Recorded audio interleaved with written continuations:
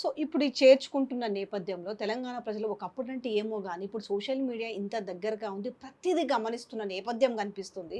ఇట్లా నువ్వు మళ్ళా చేర్చుకుంటుంటే మొన్న చేర్చుకున్నోళ్ళే గెలవలేదు. ఇప్పుడు చేర్చుకున్నోళ్ళు అందరిని అల్లగా అడ్డేసుకుంటే ఏంది పరిస్థితి? ఒకవైపు ఏమో ప్రజల్ని పట్టించుకోకపోతుర్రు. మరొక వైపు ఏమో వాళ్ళకేం ప్రయారిటీ ఇస్తుండ్రి.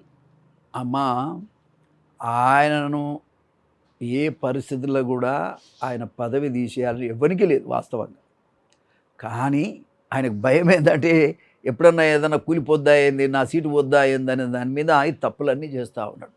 లీడర్ ఎట్లుండాలంటే ఒకవేళ అలాంటి ప్రమాదం వస్తే ప్రజలు మన రిస్క్లోకి రావాలి. అది లీడర్షిప్. ప్రజల నుంచి మద్దతు కోరాలి, రావాలి. వచ్చి ఎవడైతే తప్పు చేసినా మన తోమే కార్యక్రమం ఊళ్ళలో చూస్తారు. మన ఎన్టీ రామారావు గారిని ఇది చేసినప్పుడు ఊకున్నారా జనం?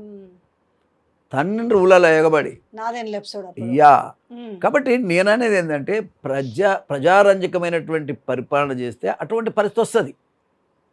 కాబట్టి 6 నెలలు కాకముందే 16 సీట్లు, అంటే ఒకటి ఎంఐఎం పోగా 16 సీట్లుంటే 8 సీట్లే గెలిచిండంటే సిగ్గుతో తలంచుకోవాలి. రెఫరెండం అని చెప్పాడు. రెఫరెండం అని చెప్పిన తర్వాత మరి రిజైన్ చేయాలి కదా.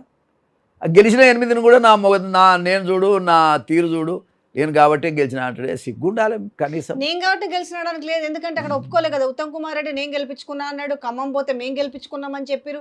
ఎవరికి వాళ్ళు వాళ్ళ ఖాతాలో వేసుకున్నారు. ఈయన సిట్టింగ్ సీట్ అయినా ఈయన గెలిపించుకోలేదు. అసలు రెఫరెండం అని మాట్లాడడం కాక ఆయన రిప్రజెంట్ చేసినటువంటి మల్కాజ్గిరి పోయింది, ఆయన నియోజకవర్గం ప్రాతినిధ్యం వహిస్తున్నటువంటి నియోజకవర్గం అది పోయింది. ఈ 2 సీట్లు పోయినాక ఆయన పదవిలో ఉండటానికి అర్హుడే కాదు. మరి ఎందుకు హైకమాండ్ ఆలోచిస్తలేదు? అంటే దానికి సాక్ ఏం చెప్తున్నాడు అంటే అది బీఆర్ఎస్ వాళ్ళకి సపోర్ట్ చేసిందని ఒక సాక్ చెప్తున్నాడు. ఇగో మోటుగా వస్తున్నాయి నాకు కొన్ని మాటలు. కానీ ఇష్యూ ఏమిటంటే ఇక్కడ నెట్టేయటం కాదు, ఎవరి మీదనో నెట్టేసి నీ రాజకీయ ప్రయోజనం కోసం నువ్వు మాట్లాడటం అంటే నీకు విలువలేని మనిషివి కాబట్టి అట్లా మాట్లాడుతున్నావు. విషయం ఏంటంటే బీఆర్ఎస్ పార్టీ వాళ్ళు ఎందుకు చేస్తారండి? బీఆర్ఎస్ పార్టీ వాళ్ళు బీజేపీ గెలవాలనుకుంటారా? వాళ్ళు గెలవలేదురా భగవంతుడు అని వాళ్ళు బాధపడుతుంటే వాళ్ళు ఎందుకు ఇంకో పార్టీకి సపోర్ట్ చేస్తారు? వాళ్ళు ఎందుకు చెయ్యాలి అసలు? ఇదంతా ఏంటంటే ఆడలేక మధ్యలో ఓడిపోయిందంట చూడు, అట్లా ఉంది. ఈ ఆడరా నాయన అంటే గజ్జలు పాతాయని చెప్పిండట.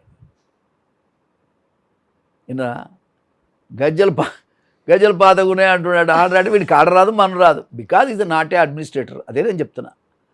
అతను అడ్మినిస్ట్రేటర్ కాదు, పరిపాలన దక్షత లేదు, పాలన చేసే అర్హత లేదు. కాబట్టి ఈ పరిణామాలు వస్తున్నాయి. అసలు ఒక్క మాట చెప్పాలంటే 6 నెలలు కాకముందే పాపం రాహుల్ గాంధీ ప్రధానమంత్రి కావాలనే కలలను దెబ్బకొట్టిన వ్యక్తి రేవంత్ రెడ్డి. ఎట్లా? అరే నీకు 16 వస్తే సంఖ్య ఎంత పెరుగుతుండే మనం అనుకుందాం. ఈయన చెడగొట్టిండు. ప్రధానమంత్రిని కాకుండా రాహుల్ గాంధీని చేసినటువంటి ఏకైక నాయకుడు కూడా రేవంత్ రెడ్డి. అందుకే నేను లీజుకు తీసుకుంటా, ఓనర్ కాదు పార్టీకి.